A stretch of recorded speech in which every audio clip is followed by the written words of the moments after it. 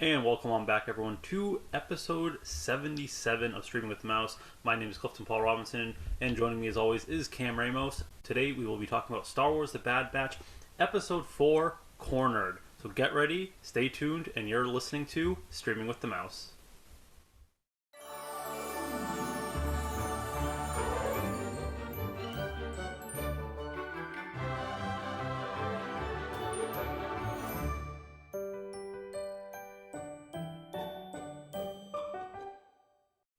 And welcome on back, everyone, to episode 77.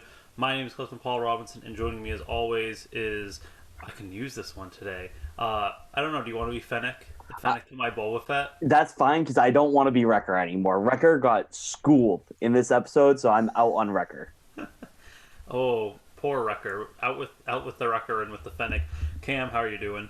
I'm doing good, man. It's really cool to see these live action characters coming into the animation. I know we've obviously have that with Clone Wars in a bigger scale, but even like a quote unquote minor character like Fennec Shand coming now into the animated world is really cool because now we're getting more of her backstory. And if I've said it once, I've said it multiple times. I love Fennec Shand. I want more of her. I'm excited to talk about this episode. I'm excited to have this conversation with you, buddy. But yeah, another great week for Star Wars content. Just awesome. Yeah, another great week for Star Wars content, but an even better week as we record this on Monday, May 24th, for Marvel content. Yes. Even though it's not until, I believe, October. October. They've switched the days around so many times. I just know the next one is July is Black Widow. There we go. But we got an Eternals trailer today for our first little bit of news. First knee-jerk reactions. It looks very different. It feels a lot more cinematic than I think a lot of the other Marvel's movies do. I don't know what about it, but it looks a little different. I don't know if it's the coloring, the feel of it, but I'm excited because obviously the Eternals have been around for forever. We hear in the trailer they say like we've been staying out of everybody's way until now. So what's the until now part? Is that going to be part of Endgame or Infinity War? Is it something completely different? You got to think if it isn't Thanos related, like it's got to be a big deal if these Eternals are coming out of hiding.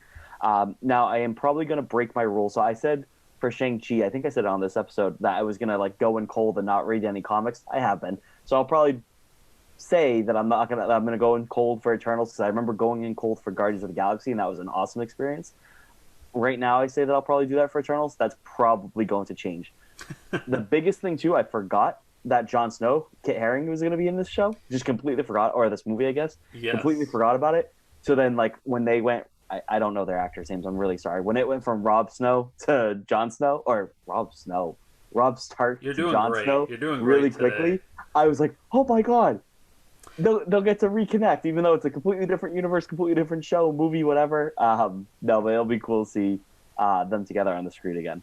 I'm very excited to see Kit Harington. This is his first acting credit, I believe, post Game of Thrones, because he got married. I think his wife is having a child, Leslie. That was Maybe Ygritte. I don't know. That was Ygritte in Game of Thrones as well. But no, you're right about it being different, and I know why, because Kevin Feige has actually talked about it. So the director of Eternals, who is Oscar winner Chloe Zhao, fought Marvel and Kevin Feige tooth and nail to use as many real locations and real cinematography, not fake, not CGI. So it looks so real because most of it is. It's all very practical. It's all cinematic because she forced this. She's like, no, we're doing it this way. And Kevin Feige listened, and this movie looks amazing. Cliff, I'm gonna go insane. What's Rob Stark's name? Richard what? Richard Madden. Thank you. I knew I had it on top of my tongue, but I couldn't like remember the last name, which is why I was like, I don't remember his actor's name. Thank you, Richard Madden. Thank you. Appreciate Yes, it. my favorite character to be killed off in Game of Thrones. R.I.P. to a real one. I think I have my Rob Stark. Oh, I do. For anyone that watches on YouTube, I keep my Rob Stark on my bookshelf. But is there any other big news? I can't think of too much other from this week. I think because we recorded a little late last week, I think we got the July 2nd is Monsters at Work. So we got that. I don't think there's been anything else for Loki. There's been some action figures that have come out for MCU Disney Plus stuff in general, which are very difficult to find already. I've been trying to find. the Scarlet Witch Legacy series or whatever they're calling it now. Legacy line of the Marvel figures. I haven't been able to find Scarlet Witch just yet, but I know they have Falcon, they have Bucky, Zemo, they have a Loki Time Variant Authority They action have figure too. they have a So Surtur. they do, yes, and I think their Effort. build a figure isn't a build a figure, but it's like a build a wings where you build Falcon's Captain America wings, which is pretty cool. That's lame. They don't come with him. Yeah, I agree, but yeah, I don't know. But is it time to jump into this? Let's do it. Let's do this. So, cornered, the Bad Batch's supply run goes awry. I think that's just As it always does in Star Wars. As it goes with them specifically. Find me one successful supply run in the Star Wars universe that nothing goes wrong. I bet you can't. You win this round, Cam Ramos. So we jump in as we are aboard the Havoc Marauder, and they're looking to try and hide out, lay low, and Hunter recommends going to this non-inhabited planet, which already raises some issues because they both need rations and fuel. And as we know in Star Wars, the two most important things are being able to fly around and you got to eat, even if it's just the rations and not the delicious blue milk. But Omega is the biggest one to go about this because she wants to see the galaxy, and Hunter's like, no, we can't do this. Like we're wanted. Not gonna go well for us at all. And then Tech, being the Tech that he always is talking about, oh, the Empire now has our codes also. They can see our ship. So we just have this glass ball of issues that is ready to shatter on the floor. And finally they need to land to refuel, restock, and change and hide their ship. And the closest place is Pantora, which is the place with the blue people. Oh, that sounds familiar. That sounds a little familiar, doesn't it? Yes. Blue people on Pantora. Very cool to finally see this planet. We'll talk about that in a minute. But good opening scene, and I feel like they really set the stage for everything right off the bat. Yeah. I don't have too much on this scene really, but just a good little setup scene for what we're going to see in this episode. My biggest thing, obviously, I say it every week, Omega's awesome, and I love when Omega. What was that? Omega. When Omega sees Pantora, she has like this dreamy little look on her eyes when she sees Pantora, and we've seen that kind of look multiple times as she's experiencing the galaxy for the first time. We saw it when she saw hyperspace for the first time. The soil, what was it last week? I forget what it was last week that she was all excited about too. But this week she sees this new planet. She's an adventurer. She's leaving Camino. She's been off of it for a little bit. Not Camino. Where are they? Yeah, Camino. That's where she started. Yeah, that's where she started. So they've gone from there. Omega is me when I go to Batu. Like I'm gonna have like this look. I'm gonna touch the ground. I might kiss the ground when I get to Batu. I'm gonna have this dreamy look the whole time as I'm walking through Toy Story Land into Batu. But it's another little character builder showing how much of an adventurous side she has in her after being cooped up on Camino this whole time is really, really special. And again, a nice little character builder for Omega. I was nice to Cam last week, and I did not bring up this meme, but I'm going to bring it up this week because it's just too funny not to do it. And it's Omega when they landed on Sulcamai, and she like picks up the dirt. Except in her hand, it's the movie poster for The Last Jedi, and she goes, God. "Wow, what's this?" And it's Tech that goes, "It's dirt." Terrible. But it cracked me up, so I had to share that. Yeah, it's the whole like child's wonder. Yeah, and it's interesting because in the sense of Star Wars, obviously Star Wars is made for the first audience is for the children for the children. Thank you. And for that area, that's who George originally made it for. And it's kind of interesting to have that main character. Obviously, we had Anakin, which was a little bit different in Episode 1, but you have this Omega character who is just so, like, exactly what we were as kids. Like, That's probably why so many people really like Omega so far, is because to a lot of people, this is what they were in Star Wars. This was their first experience. Like, wow, what's this? Like, oh my, we're on Tatooine. We're on a sand planet. How cool! And it's like, yeah, it's just sand. But to us as kids watching this for the first time, it's amazing.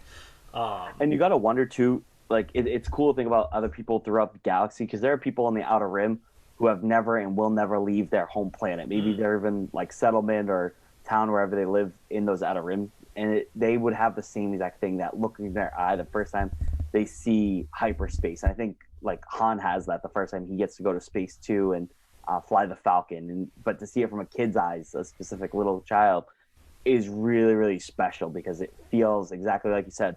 That was 6-year-old me the first time I saw the underwater city in Naboo. Like it was the Gungan city. Like it was so cool to see this world. And Omega's doing this every single week, and I'm sure it'll continue as she gets to explore more of the galaxy. Yeah, for sure. And it'll be interesting to see how she progresses through it. Also, like, will she become less like, wow, wow? Yeah. Will that start to happen, or will she continue to keep the wonder? So as we land on Pantora, I thought it was going to be an ice planet. I had no idea what to expect. It reminded me like Coruscant. It did, and the only reason I expected a cold planet is because the only times we've seen Pantorums, are the young representative that goes with Anakin and Obi-Wan to the ice planet, to the snow planet, and the George Takei character, who's like the big a-hole, wants to just massacre the people that have always been living there, and then he ends up dying, and she's like, no, we're going to do diplomacy. And we also see George Lucas's character in Star Wars is a senator. I was about to ask. He was a Pantoran, right? He was. Yeah. So that's the only time we've ever seen it. So I always like put it together like, oh, they're always wearing like very like warm clothes. They're all doing this. It must be a snow planet. And then I'm like, am I wrong? I'm like, am I getting the names mixed up? And then I start seeing the blue people with their face marks, and I'm like, no, it is right. I'm like, they just like, I always thought it was something that it wasn't. So it was cool to see. Yeah, it was cool to see. It reminded me of like a mini Coruscant, which I thought was cool because it had like that city feel. It had that traffic in the air, but it has like that nice like small-sided marketplace that they were obviously haggling in with Echo. So I thought it was really really cool, the design of it. I would love to see more like initial artwork of the city, just because I love that kind of stuff. Like I remember the first time you go to like Hera's home in Ryloth, I thought that was like the coolest looking palace, or whatever you want to call it, place. I think you'd call it palace, but I think so. But I just love that kind of like Star Wars art and landscape and city life and whatnot. So I loved it. It looked really really special. It did, and the first thing we get to see, we obviously get the overlook of the city. I don't think they say where on Pantora we are, but as they land, the batch does not want their shuttle registered, scanned, anything. So they go up to the Sullustan guard, or not guard, the man that owns the hangar, and like, oh, we don't want this scanned. We don't want any trouble. And then he's like, oh yeah, for money. They give him a decent amount. Yeah. I didn't count how many credits it was, but they bribe him, and he said, yeah, of course, I won't scan the ship for you. As they go back to get ready and make their plan of action, we now know that this Sullust man calls a female bounty hunter, saying, oh, I found them, like, they're here, you gotta come quick, and I'll hold them as long as I can. That's what we know for now, but now we know that the batch needs to explore, they need to fix the ship and everything, and Wrecker's all ready to go explore, but Echo's like, you give yourself away too much, I'll go, and he's dressed as a droid. And Cam, it hurts always being right. You said it. It hurts always being right. You put this into the galaxy. I put this into the galaxy. Dave Filoni, where is my check? I thought it was really cool. I thought it was a very cool droid design. It was fine. The droid design was fine. I hate how they're doing my guy Echo here. Like, he's Echo. We'll talk about that. I would rather just I would just rather Echo not be in the Bad Batch. This is like really destroying. Like, it's not even destroying him. It's just like, what a waste of like a character that they could be using right now. Everything else about the show is great. I just feel for my guy Echo not getting the shine and love he deserves. I know, it's so interesting to me because I'm like, damn, Echo. Like, what does Echo mean to this group? But it's weird. He's the one. It was his idea to dress up as the droid. Yes. But the thing is, like, we have to think back to when we met them in when we first get introduced to Domino Squad, where he is like the clever one. He's clever. He's kind of dorky compared to other clones. So like he likes all this stuff, but I'm just like, and him and Tech have this weird way to get along together, and it never seems like. To me, it never seems like they're like disrespecting him, but it's always been like they treat him like a pet. It's very weird. I mean, we'll get to it in a little bit, but like him, like just Hunter just offering him up like as bait basically to like get the money for this. Like that's something they would do to C-3PO, and they're putting Echo to like that level. Like C-3PO would definitely be used as a bargaining chip like Echo was, and I don't appreciate that at all. But if I'm Echo, that would have been my idea, not Hunter's. I would have been like, "Oh yeah, sell me and I'll escape." But it's what wasn't, and it's just so weird because like Echo has been given, he got that really cool. Like they're investing so much into him, Right. toy wise and like collectible wise, because they made that really like authentic looking Echo soldier. Right. They gave him one of 4 like old school toys. It's just so weird because I'm like, you're doing him so dirty. Let me say this though. As upset as we are, what do we say every week whenever we talk Star Wars? We trust Dave Filoni with our creative lives. I'm sure it's going to be fine, but right now I'm like, what the heck? It's for my guy Echo. I think we're only 4 episodes in. We still have 11 left for just this season. There's no... We 12. do not know if this is... I thought it was... 16. 16, yes. I thought it was 15. Yes, so 16 episodes. Okay. We have 12 episodes left.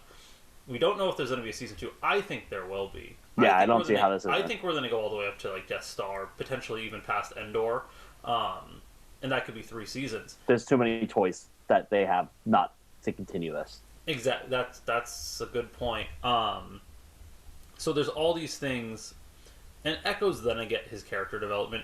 The big thing right now is they're establishing the father-daughter relationship between Hunter and Omega, yes. which I think is the most important part of this show. I agree. But I just love my guy Echo though. But also, we haven't really.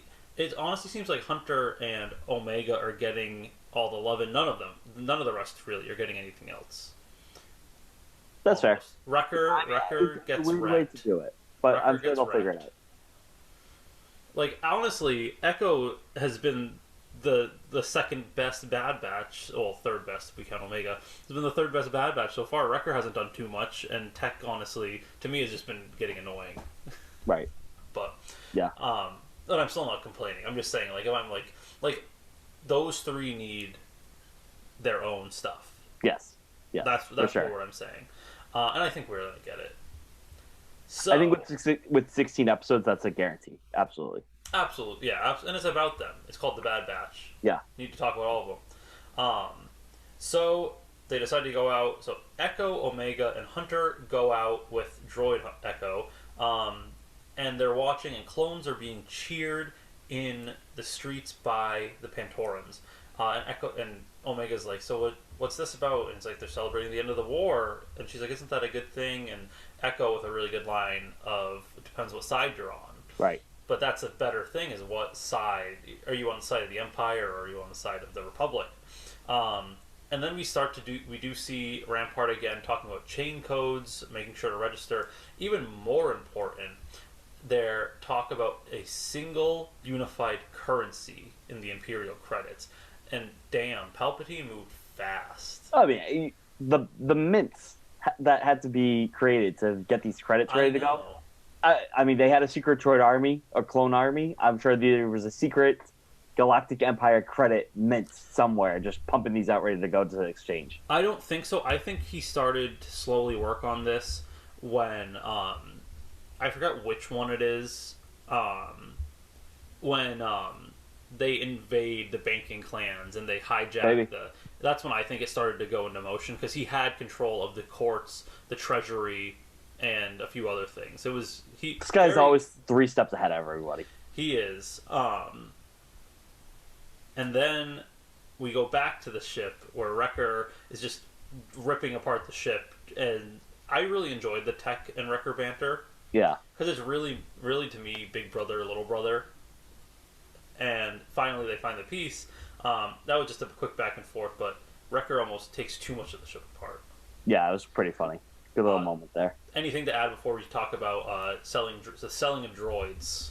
No, I'm ready to move on. That was the big part. I feel like this is where we start. That's the fun part. So we see Hunter trying to sell a very fancy explosive device to a merchant. But the merchant's like, "Yeah, you can get a lot of money for that, but on the black market, not for me. Like, I don't want to have this thing." And they're kind of down on their luck. And then Omega, being a child and bull in a china shop, knocks over canisters, and the merchant is like, "Hey, if you break it, you buy it, kid." She's not really paying attention though. No. Obviously, real quickly on that. Oh, go ahead. Hunter has to do the Julie Ramos, my mother rule. Whenever the crystal shops at Disney World. Oh god. That was a big time. Like, Cameron, put your hands in your pockets and walk in a straight line. Do not touch a single thing, because they have those $25,000 like 6-inch like crystal castles that I would 100% accidentally break. So that was a big time. Omega, put your hands in the pockets. Keep walking. Don't touch anything.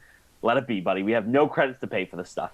Those stores still make me nervous. I am 24 years old. To this day, I will not go in there unless I have to, and I will, again, I don't know why, it's subconscious. Hands in the pockets. Hands in the pockets. Yeah, those stores still, because you see the price tags and you're like, no thanks. Like, I'm good. I do not want to go into debt. So, other than that, as Hunter is picking up what was dropped, Omega finds a Clone Trooper doll. We've seen these sporadically throughout Clone Wars and I believe Rebels. I'm not completely positive about that. Rogue One, Jin has one. Yes. You can actually buy, at Galaxy's Edge, you can buy like the same kind of wooden kind of doll that Jin has, and now they make a Boba Fett. I could 100% see them making a Clone War, like, clone doll after this. Absolutely. So, as this goes on, the merchant is like, he gets over himself pretty quick, and he's like, "Oh, how much for your droid?" Because Echo looks like a very sleek droid. And initially, he offers 2,000 credits, and that's when the idea goes to Hunter. It's like, "Oh, look, think of the money, Echo." And he's like, I'm worth more than that. I thought it was really funny. But that's the thing, where you're like, it's like, oh, haha, oh. Like you get sad about it. Or you're like, oh, right. Maybe it's not as funny. So they counter with 4,000, which Echo thought was reasonable for himself, and they get down to 3,000. And how much was Echo worth to you? Echo's priceless. Echo is priceless person. Also, Echo is priceless. What we should be buying people in Star Wars. Well, we shouldn't buy people in general. That came out wrong. But in Star Wars, I mean, we have all the slaves of Anakin and oh my god, what's his mom's name? Oh my god, Shmi. I'm having a day today. You are having a day. We're doing great. Terrible day. But no, Echo is priceless. Save Echo with all our lives. Yes, do not buy people. That's why slavery is illegal in the Empire until, the Wookiees. But let's not talk about that. And they agree to 3,000, and Echo's like, okay, don't worry about me. I'll get myself out of here. And while that happened, Omega saw a Vorpak, which if people are wondering, it's honestly another form of cat. I saw it more as a dog. Time out. Do not disrespect Vorpaks. Shout out Star Wars Resistance. Shout out Buggles, who is Torados's Vorpak in Star Wars Resistance. I was very excited because for people that know, Star Wars Resistance was the animated show in between Rebels and Clone Wars Season 7 came out. It's the only Star Wars animated show that's like 2D flat like this, or not like this, I guess, where this has the same style between Rebels and Clone Wars where it's 3D. So to see a Vorpak in like this animation style as opposed to Star Wars Resistance, which has beautiful animation as well, was pretty cool. Shout out Buggles. I have not watched. That's the one piece of Star Wars I have never watched. It's fine. I have tried. I couldn't. I'm not going to make fun of it at all. Cause it's fine. That was definitely not my target audience, so I'm not going to. No, for sure not. Go at it. Yeah, Vorpak is like a dog or a cat. Yeah, it's like a dog. Compare it, similar. It's just like it's like the Loth cat, but for a dog. But this Vorpak steals her doll, and of course, his children always get into trouble, find trouble. She runs off and gets lost, looking for the doll. She chases after it and can't find anything. and she happens to stumble, happens in air quotes, to Happens. stumble upon Fennec Shand, who very nicely offers to help Omega find her way to not being lost anymore. What did you think about this? Like, what do you think of her character design? People were complaining about it originally, and I think they touched it up. I thought it looked incredible. Yeah, I thought it was fine. What did people get upset about? They said it looked too blocky Oh, I in thought the it looked fine. in the trailer, like No, from the trailer to now. yeah, no, I think it's absolutely fine. I thought she looked good. I thought it was cool to see the transition from live action to animated. I didn't have any problems with it at all. I didn't even notice like anything like that. Well, I just saw it after where people on Reddit were like, "Oh, they adjusted her, um, and they adjusted her character design to look more like her," and I thought it looked really good. I mean, we've seen small hiccups where it's animation. It's not a perfect science yet. Yeah, Because it might not have rendered completely for when they wanted the trailer out. It might like Saw Gerrera didn't look as dark as he should have in a certain light. So it was all these weird things, but it's easy to go back and fix it, and that's what it looks like they did. Um, I thought it was just flawless, and it definitely felt like she was meant to be there. Um, yeah, and I think the thing too is like it was so perfect that Finnick happens, quote unquote, to find Omega because I mean that was very much like our character in Mandalorian, where she's a watcher. She's gonna watch you like a hawk. She knew exactly what she was doing as soon as she saw that toy run out or that Vorpak run away with the toy. She knew that all right, this is my play right now. I'm going to be the friend that's going to help her to get her to whoever her client is, because we don't know who her client is. You can probably take some guesses that it's two people on Camino, but maybe it's somebody else who knows oh, about them. I took it as that. I took it because you know me, I like to think a little bit outside the box and think crazy fan theory sometimes. Is that somebody knows about Omega that probably shouldn't and knows that she would be like an enhanced clone, and Yeah, they want to get her, huh? Crosshair knows. But well, yes, but like I'm saying, Oh, like someone I'm thinking even like a worse. Jabba the Hutt like kind of character. Like who's Fennec Shand working for? I don't think Fennec Shand would work for the Kaminoans. It's probably is that, but I don't know. I like to think outside the box a little bit sometimes. See, I do. I think she would work for them specifically, and we'll talk about it more. She really reminds me of Sam Vessel. Okay, She really reminds like she to me. Obviously, she has a lot more depth than Sam because Sam was a quick movie character. But she's really the Sam Wessel to Boba Fett, true. which is great, and I'm very excited to see her more in Book of Boba Fett.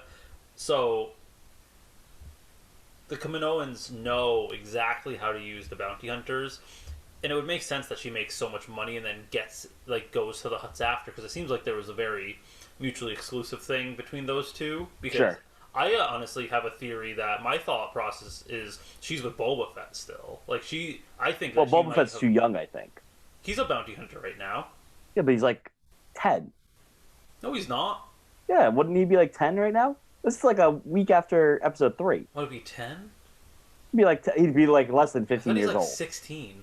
I don't know. Maybe he's like. I don't think he's very that old though. I don't think she's with But Boba at Fett. this point, I remember because there was a deleted scene from the Clone Wars where one of the final seasons would have had Boba Fett versus Cad Bane, where he's wearing his father's armor and he kills Cad Bane. Okay, so maybe that's true Maybe. then. I just wouldn't have thought of that, but I mean, we saw Boba Fett in Clone Wars a lot as a young bounty hunter with Aura Singh, so That's who true. knows? But yeah, so Omega tells Fennec that she's hungry, and Fennec uses her bounty hunter skills to knock down some food, but very kindly help pick it back up, but keep one for herself. And you can just see the innocence of a child, where she's like, oh "Shouldn't my we god, pay it's for- ridiculous. Shouldn't we pay for this?" And she goes, "Oh, you don't always like. You got to do what you got to do, and to get your way through this galaxy." Which I don't know. Knowing where we see Fennec at the end, she's very much like. I mean, you and I both play Dungeons and Dragons. She's very much to me like. I don't even know. Maybe like She'd be a rogue. She'd be she's almost like a lawful evil. Yeah, I'd say so. Yeah, like she at the It's end by of the her day, own. It's her own set of rules. she's a perfect bounty hunter because she's gonna play exactly. She's gonna do what's best for Fennec Shand. Yes. And like, is she going to do the wrong thing sometimes? Yeah, but she's going to look out for numero uno Fennec Shand always. And And then if this numero means stealing some fruit just to hopefully get Omega onto your side so you can get your job done, then that's what she's going to do. and then in fast forward 30 years, numero uno Boba Fett. Uh, You know? I mean, hey, he's a good number one. He takes care of his people. Hell yeah. But Omega is also a lot more observant and notices while they're picking up this fruit that she notices the blaster. Omega Yeah. is very perceptive. She definitely has some of Hunter's skill, which For is sure. going to be interesting to see. And then Hunter is able to confront them practically right after this happens, and Fennec's like whole niceness kind of melts away. As a little confrontation ensues as Omega's runs away, and we get to see a cool little quick battle between Hunter and Fennec, pretty evenly matched, I'd say. Yeah, and I know this isn't how like content works, like fantasy, sci-fi, whatever you want to call this, but like it was funny like when they're fighting, like what if Hunter accidentally kills Fennec Shan? The Mandalorian, that whole thing doesn't happen, which again, I know that's not how it works because they obviously built that, but it was just like, wow, like it's cool to see like the behind the scene things that if you put yourself in that universe, like if this one thing goes wrong for Fennec Shand, how does that affect the Mandalorian with like the work with Boba Fett and stuff like that? Again, Very true. I know it's all creative. I know that this is their giant plan, but when you're really immersing yourself in this world, you're like, wow, like that's really cool because you're going basically doing a prequel of Fennec Shand. Like, oh, if this one thing happened, if she gets exploded by that bomb, which we'll talk about soon, I'm assuming that Hunter throws onto her car, like Mandalorian's different. Book of Boba Fett is different. What would have happened if those buzz droids took down Obi-Wan Starfighter in That's what I'm Episode 3? Yeah, it's fun. Someone was saying, I think Marvel's What If might honestly lead to a Star Wars What If. I would I not would be love surprised. See, that would be a good way to use the Resistance animation. Potentially, yeah. See, I don't think that'll ever happen, but it's a cool thought if they did. Star Wars What If I think would be fun. So now we have a battle, and Wikipedia called this a battle on two fronts because the ship is completely broken down because Wrecker pulled it apart, and Omega is now in danger as she's being pursued by a bounty hunter. So they need Tech's expertise to hunt down Omega. So Echo's like, oh, I got some friends here. I'm going to bring him back. And it's really funny that banter between him and the protocol droid where he literally is like, she's like, I'm in charge here. And he's like, well, I have a gun. I think I win this. And she goes, okay, for now. We get one of the cutest droids ever. With the little arms? With the little, we pretty much have a protocol R2 unit, which is much better than the cursed sailing R2 unit in Mandalorian. Yes. I want 20 of these. I want Funkos. I want retro figures. I want. Watch out, there's gonna be them. I want t-shirts, pillows, hats, everything. And Echo brings them back, and the merchant's like, hey, I just bought you. And he's like, well, you can't buy a person. And he like shows his face.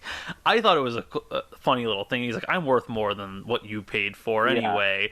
Which I thought that was a good moment for Echo. That, like, we need like a whole episode for Echo and Tech, like to do like their own adventure, something like that.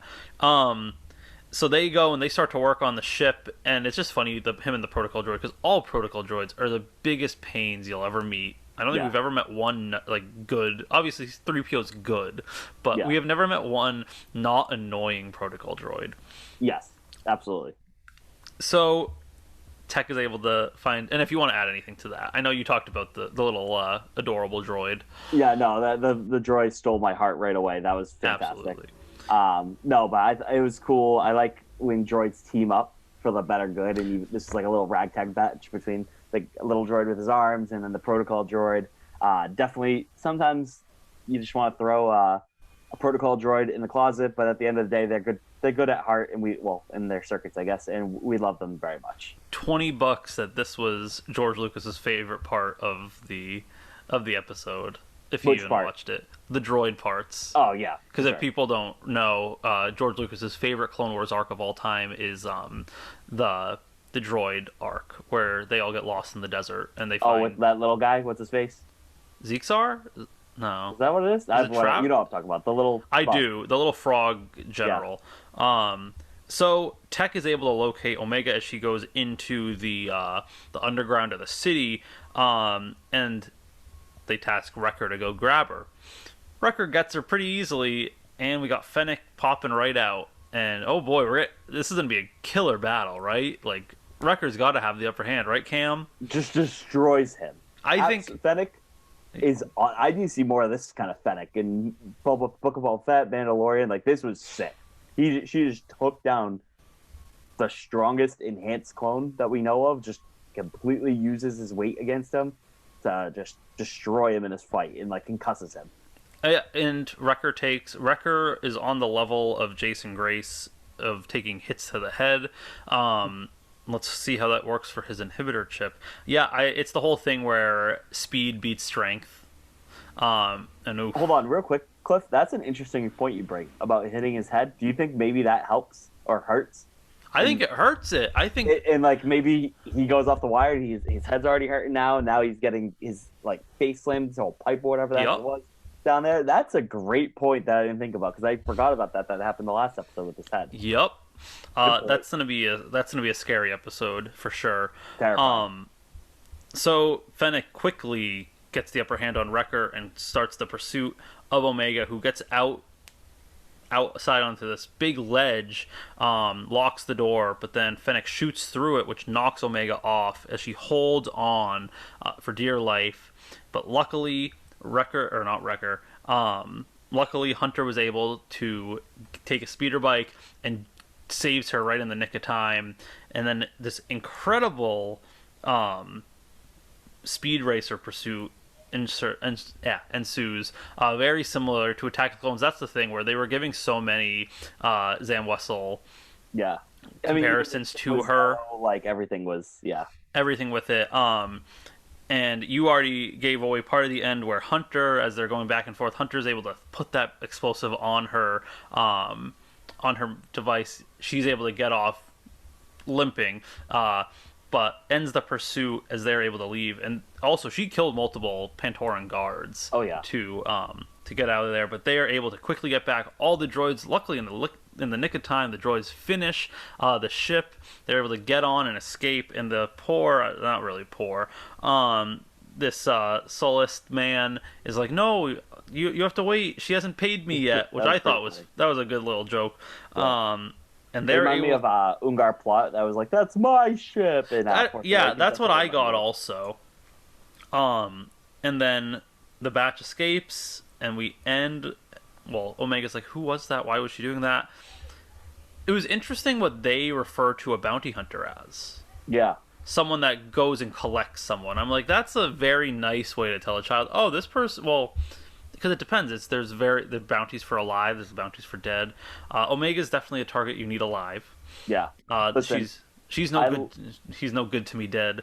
I love the Jedi. I love the Sith. Man, I love a good bounty hunter, though. And Fennec was awesome in this episode. I can't wait to see her continue to be part of the antagonist people, I'm assuming, in this series. I don't think she's going to end up an antagonist. I think we're going to end up with Fennec as kind of like this, like, I think she's going to do something that, like, helps. Maybe.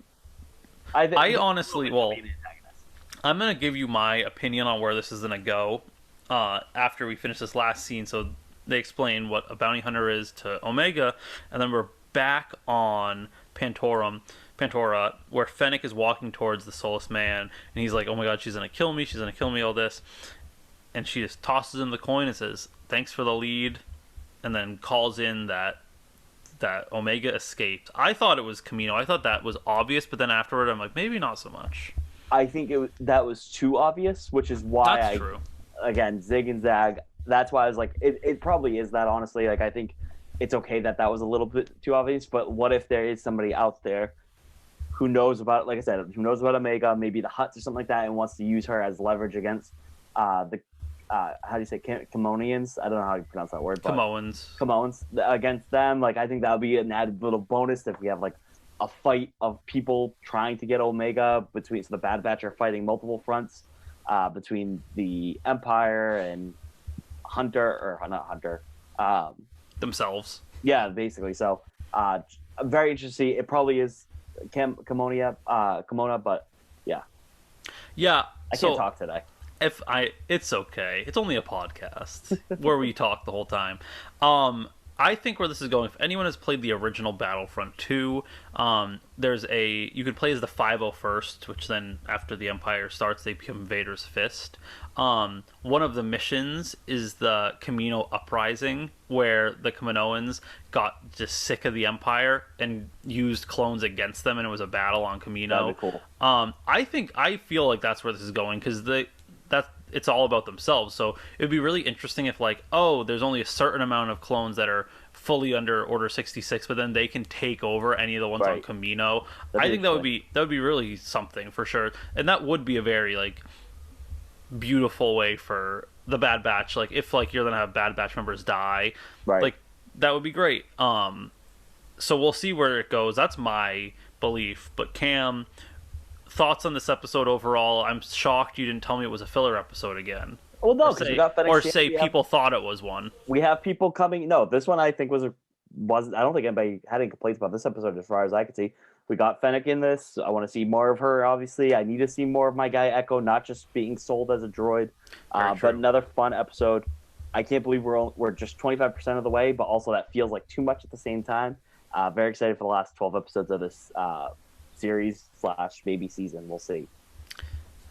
Yeah, we'll see. I hope it's not. I hope there's multiple seasons. I hope it continues. I love this.